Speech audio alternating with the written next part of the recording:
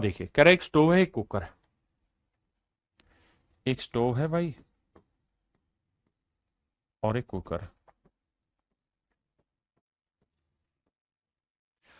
सवाल में कह रहा है कि जो कुकर है उसको 30% प्रॉफिट पे बेचा है,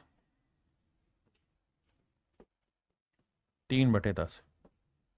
कुकर को 30% प्रॉफिट पे बेचा है। इसका मतलब ये कि कुकर अगर हमने 10 का खरीदा है तो 3 का लाभ कमाया, बेचा कितने में? 13। और स्टोव को हमने 20% लॉस में बेचा है, तो 20% की फ्रैक्शन 1/5।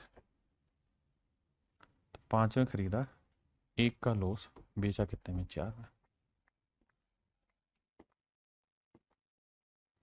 हाँ जी, अब जरा ध्यान दीजिए।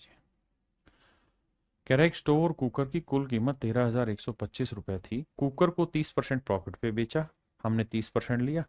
और स्टोव को हमने 20% लॉस पे बेचा जी, हमने लॉस ले लिया। अब अगली कंडीशन आ गई। कह रहा है जी दोनों ही आर्टिकल का जो सेलिंग प्राइस है वो सेम है।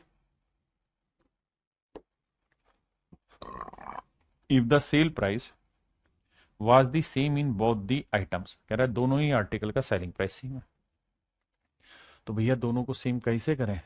तो यहां 13 से गुना करो, यहां 4 से। तो इधर भी 13 से करो, इधर भी 13 से।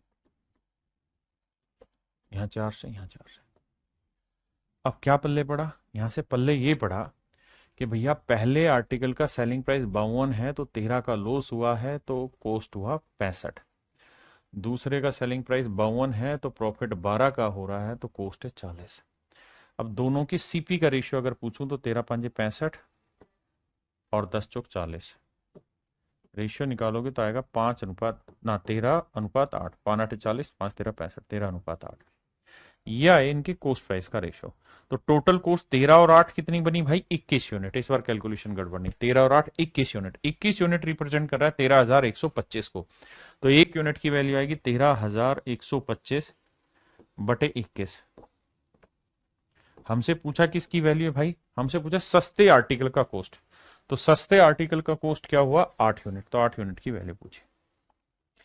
करते हैं, 3 से काटते हैं। 3 7 21, 5 2 7 और 1 8 और 1 9, 3 कट रहा है। 3 चौक 12, 1 आया।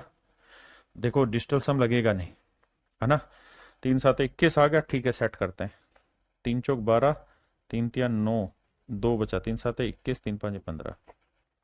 7 से काटेंगे, 7 6 42, 1 7 दूनी 14, 3 7 5 35।